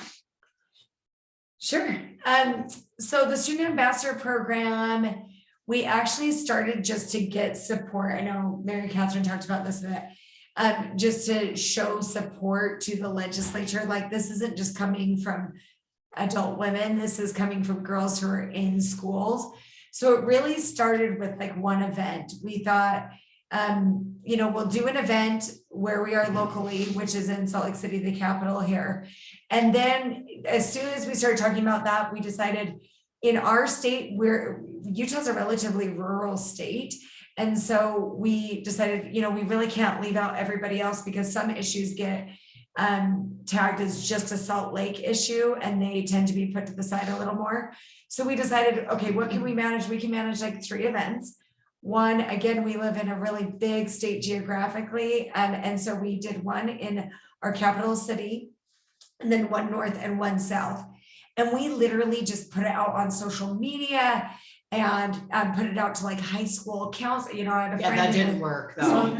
No, we spent hours reaching out to high school principals. Who would you recommend? And we realized you cannot do that. And we actually got in trouble for doing that, did we? Yeah, for going to the principals. For the principal. And then even, remember Brittany was like, who's Brittany? My assistant was calling all of these schools and got in a lot of trouble for doing it. We thought, oh, this is so great for them. And in the end, it benefits the girls, but you couldn't go through the school, which we were a little bit bummed, because we thought it'd be cool for schools to nominate girls. That would be great. So it ended up just being purely through social media. It was like social. And then if you have friends at schools, you know, we did find like, if you have a teacher who's a friend or a counselor who's a friend, you can use them, of course, too, or kids, soccer coaches. Their friends. I was at something else at a gym, and the girl in my high fit class was like, I'm the soccer coach for the Cottonwood girls soccer team. So she brought a bunch of girls. So once again, it was just like talking and talking and talking about it. And then the more you talk about it, everyone's like,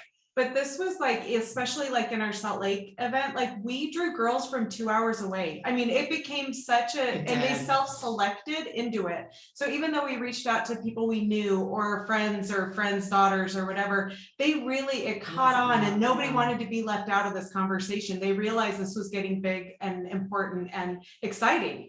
And so they really saw it as a moment for them to be involved. And we kept talking to them about changing history. I mean, this really was a historic moment and they caught that quickly.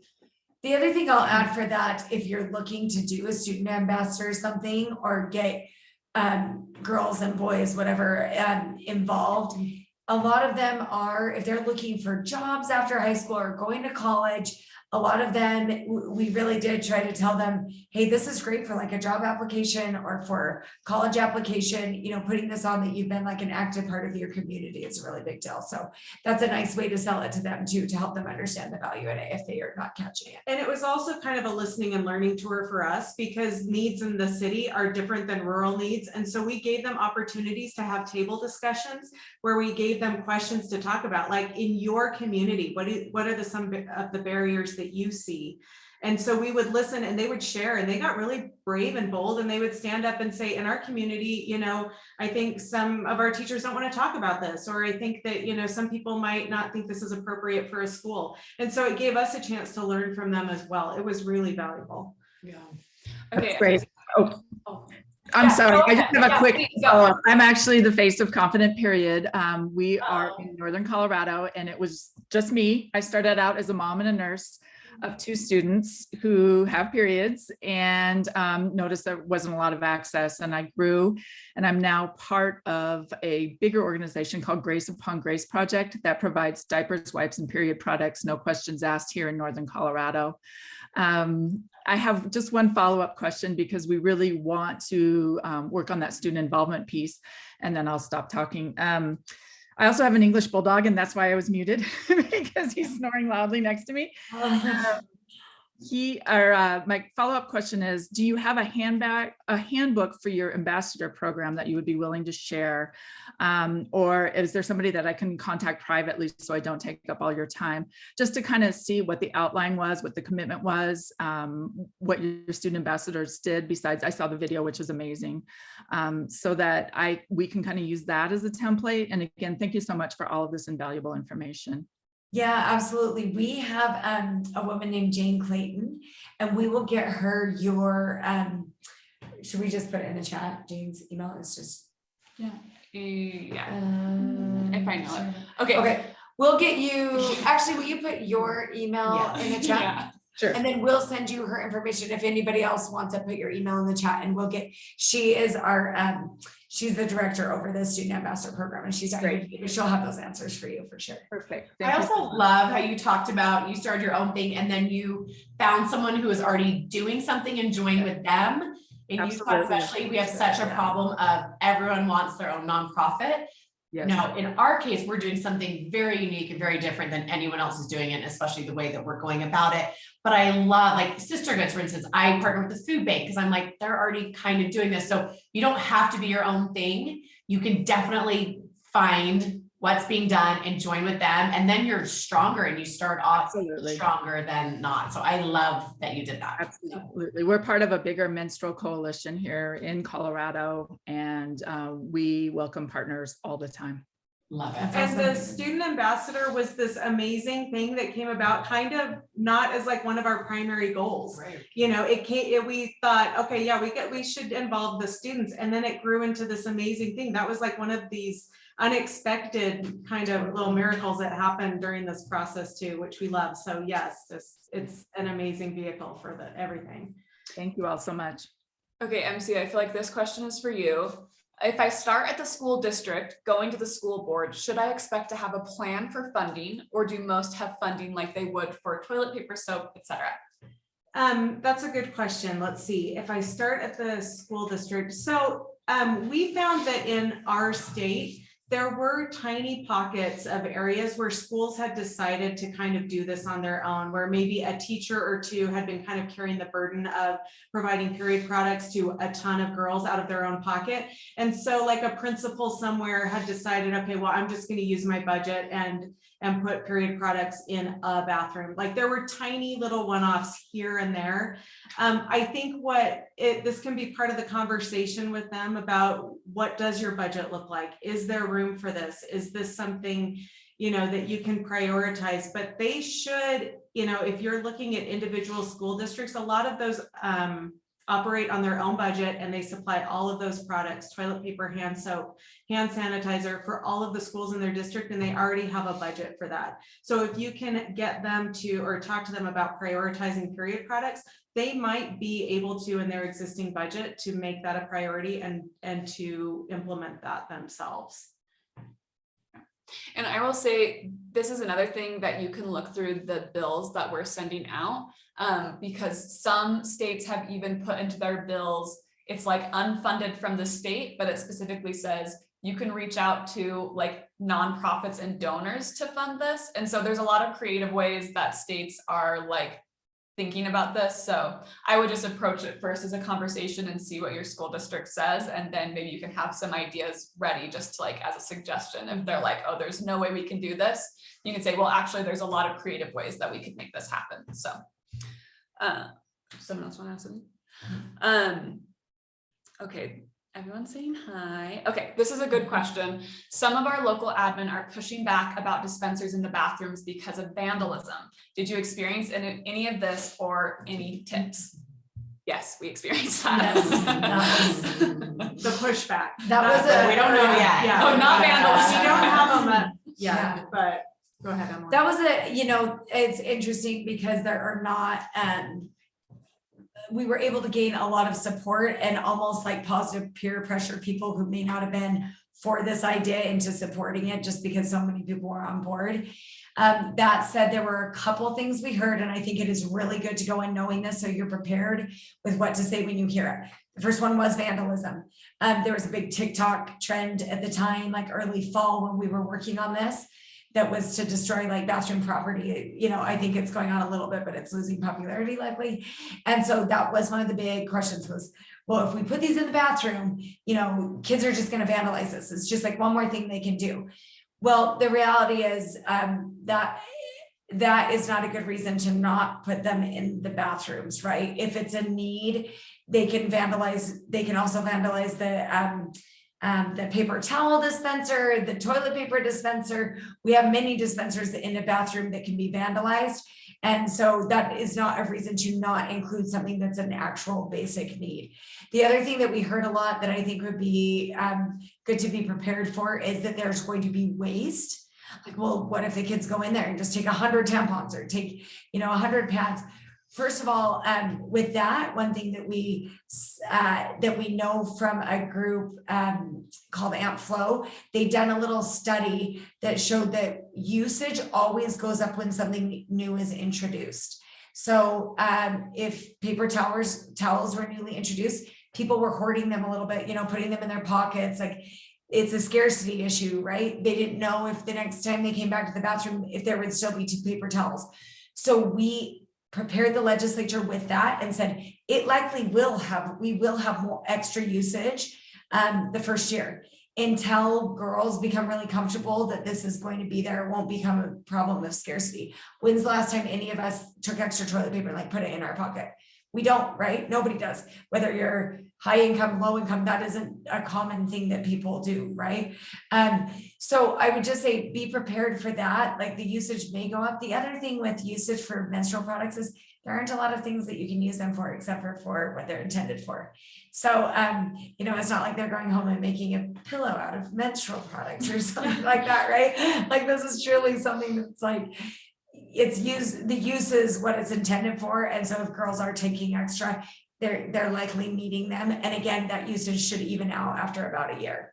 So good question. Anything else on Yes, that? one other thing that as we started to plan the student ambassador events too, we thought, oh my goodness, if we can prepare them for this, if we can get them ready and help advocate for the dispensers and involve them in that movement, then when they show up, they'll be more likely to protect them, to treat all of it with respect because they had invested in that acquisition and helping to get those dispensers and the products in the bathroom. So kind of helping them become protectors of this was also really important. I would also say if they probably surveyed all the TikTok damage, I don't want to sound sexist, but I bet they were more in the boys' restrooms than the girls. I just have to take a wild guess. We're thinking that this will go off, that this will be a lot less likely to be vandalized than some of those other things were. But I would say just take the time to talk them through it. Because I think that even like there have been many women who even support this idea who have said to me, well, my only thing is, in fact, one of the legislators in a committee meeting came out after and was like, my only worry is, those boys playing football are going to come in and get a tampon for their nose. Like, I'm just worried they're going to be wasted. And it was kind of like, okay, well, you're going to be paying for the toilet paper for their nose or the tampon for their nose. So maybe that will help get rid of the stigma around this, So, but I would just say, definitely address that. And in fact, what's useful is when you're if you can get yourself into a meeting with a school board member or the legislator, or whoever you're planning to meet with, I would just maybe even just bring it up. Like, oh, I know one thing people have talked about is usage, like overusage or waste, but here's something we know, just let them know because it kind of cuts them off because most people do think that immediately. And someone asked if we could share the statistics from Outflow on that, and we can We look for need to that. get and it. we'll Yeah, we'll share. have to get it. And then confident period, great. She said we're also preparing for a school-based pantry for those experiencing chronic period poverty as a way to combat hoarding in bathrooms. Those And already. That's an awesome idea. It's another great way to address this overuse idea. Is we've talked about in Utah putting on the dispensers. If you have a need for at home or over the weekend, please, visit the school pantry or see someone in the office, and having, weekend kits available so that it's not as much pulling from the dispensers, and there's actually a good supply that they can take if they need. So I think that's a great idea. If your school has pantries, that's awesome. If not, I think girls are right now, all they're doing is going to the office for supplies. And so that could be a good place to store extra product. And for communities who want to still engage in service and provide these, absolutely, for summer breaks, Christmas breaks, or holiday breaks, spring breaks, there's always going to be that ongoing need where they can take something home with them and be more prepared at home when they're not in school. Okay, we're at noon. Hey. So Sin, please go ahead and send, if you have any other questions or something pops in your head, the best email is just info. Here, we'll type it in here, info@the-policy project. And then we'll also we'll address those on the Instagram live this next week. I think we're planning on Wednesday, and we'll have a comment box. Yeah, I'm helping. Yes. Kristin is helping me learn about Instagram. So anyway, thanks so much for joining, and we wish you all the best. We're super excited. Thanks for doing this. Thanks for joining. Great. Should I end it? We easily filled 2 hours.